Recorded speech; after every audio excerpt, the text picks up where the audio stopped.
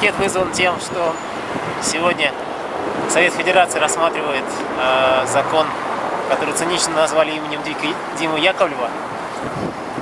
Если этот закон будет принят, то около тысячи детей останутся в детских домах, поскольку статистика показывает, что американцы в прошлом году усыновили около 1000 человек. Уша пикетка нече киши чыктыгыз? 2 человека стоит. Алар кимдер? Насколько я понимаю, горожане, да, то есть точно не могу сказать.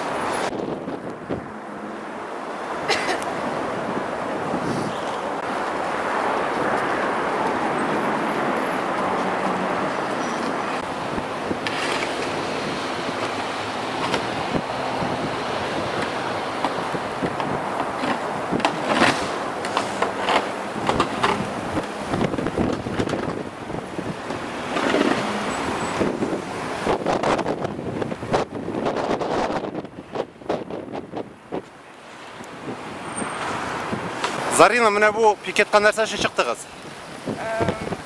Выходит закон об запрете усыновления российских детей американскими семьями. Дело в том, что американские семьи ежегодно усыновляют большое количество детей русских. И после выхода этого закона многие дети, в том числе инвалиды из детских домов, останутся без семей. Вот, мы против этого закона.